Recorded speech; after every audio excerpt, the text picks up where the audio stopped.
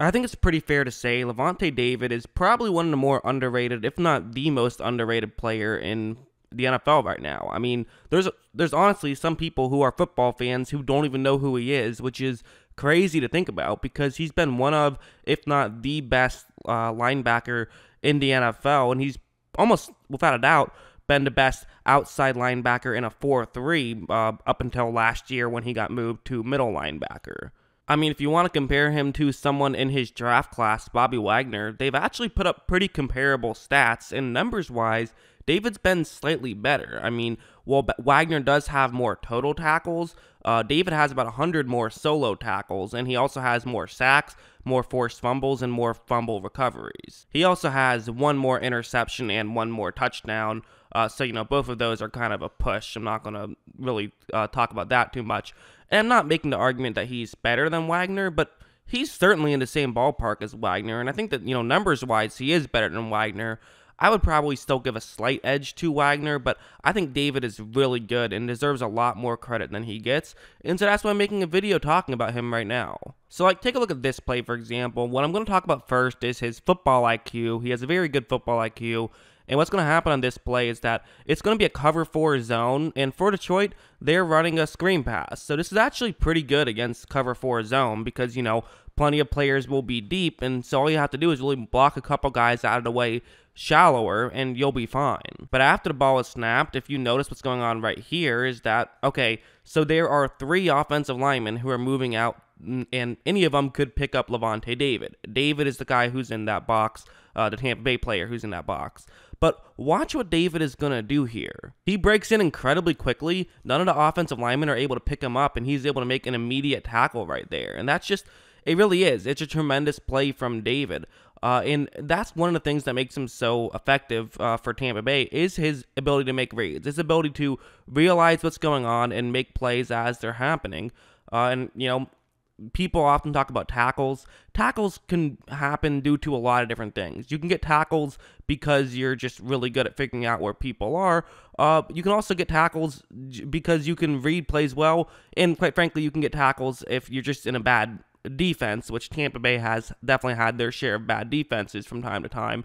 So there's plenty of reasons why his tackle numbers are up, but without a doubt, one of those reasons is because of just how good he is at making reads. Like watch, this play's another example where it's going to be a cover 1 blitz, and that's where David is, and he's actually going to be in charge of covering the halfback who's all the way on the bottom of the screen. So, little interesting. They're getting a little creative here. It's a clever blitz that Tampa Bay is doing, where they're actually only going to have their 3 interior defensive linemen rush the passer, and then 2 other players will, and neither one of which are Barrett or David. So, little creative here, but what's going to happen is that right when the ball is snapped, you notice David drops back, and he's going to notice now that Detroit's quarterback is running down to the bottom of the screen. There was pressure, but he's going to try to escape the pressure. He kind of did a good job here, and that's David Blau, not Matthew Stafford. But watch what David does. David realizes this. He's going to run over, not only force some pressure, but actually reach up and deflect that ball away. So kind of just a great read, really, of him realizing what's going on, realizing that he has plenty of players who are near the halfback, so one of them can pick up the halfback. He just has to run over and not allow Blau to be able to run for maybe a first down, but at least a good amount of yards. And instead, he had to try and throw it. And then David was also able to leap up and knock the ball away. So just a good play all around. But him being effective isn't just good because it helps them out, but it can help out his teammates as well. Like on this play, it's again going to be cover 4. And what you're going to actually see is that Shaq Barrett, who's the outside linebacker on the bottom of the screen, he's going to try to rush the passer here. I mean, this is something that Barrett would do sometimes. It's part of why he was able to lead the league in sacks, despite the fact that he would often drop back in coverage as well. But you might be thinking, well, wait a second, isn't this a bad idea because now his zone is getting completely taken away, and now they can simply just send their halfback out there, which is what they're doing on this play, and they can simply flip it out there and there should be no problem?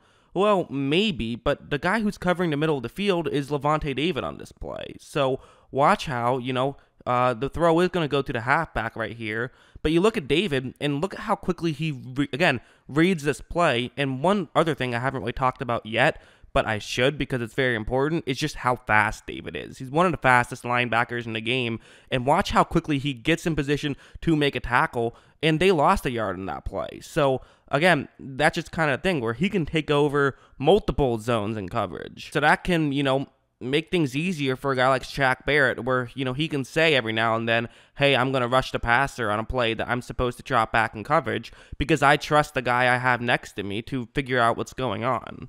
And his speed and quick decision-making can also help in the running game. Like a play like this, what's going to happen is that 2 Atlanta Falcons are going to double team Sue, and then one of them, the tackle, is going to get off the double team to block David. Very simple concept. It'll get Sue out of the way, and then David, won't be able to run over and make the tackle. That's the way it's supposed to look for Atlanta. But 2 things are going to happen. One is that Sue is going to do a very good job of moving very far to the right, which will get that tackle further out of position.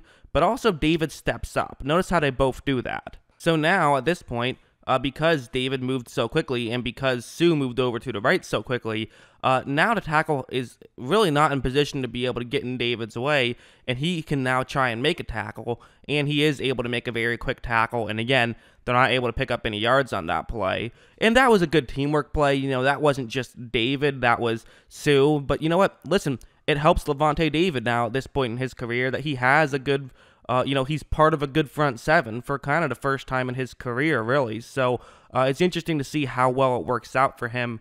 And obviously it works out for Devin White as well, the other main linebacker. You also have Kevin Minter, who actually has looked pretty good in his small sample size. So, they have a good amount, good linebacking core for sure. I think this play would do a great job of showing off his speed. It's gonna be it's a cover one hole on this play, and David's job is he's covering the halfback, and the halfback's job is to run out to the flat. So this is actually, this is the kind of thing where typically you do this, and the idea is it's a foot race, and your typical thought is that, hey, a halfback can outrun a linebacker, and also, the downside is you have to throw the ball to the halfback, so that takes a little bit more time, but the idea is basically just to turn it into a foot race. However, with David, you don't win too many foot races, and watch how David is able to, despite the fact that he had a long way to go, quickly get over there and make a quick tackle. So Atlanta, they only picked up 1 yard on that play. Again, just,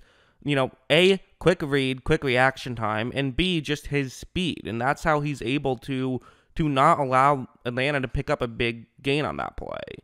And by the way, as good as he is at all this stuff, what might be his best attribute is his coverage ability. He's a fantastic coverage linebacker, and this is a good example where what's going to happen is that, so this is how the play is going to work. It's going to be, again, it's zone coverage, and for Atlanta, they're kind of trying to pick on David to some degree. They're having multiple players run into his zone, and the idea is that he'll, get distracted by one of the routes, and the other route should be open. And so after the ball is snapped, you're going to notice that it's kind of working. David has to move over. He's the one in the black circle to make sure that he's covering up an Atlanta player, which now means that another Atlanta player, while there is a Tampa Bay player in that area, there's clearly separation there. So that is where the throw is going to go to.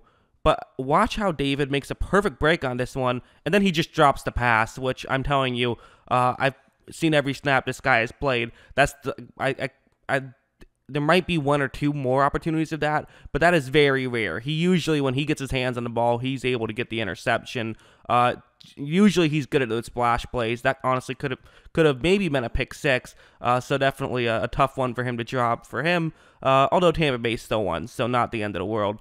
But, yeah, that's just kind of what he can do in his coverage ability, and usually he won't drop the ball. So, yeah, again, it's kind of crazy that this guy he's never been outright selected to a Pro Bowl.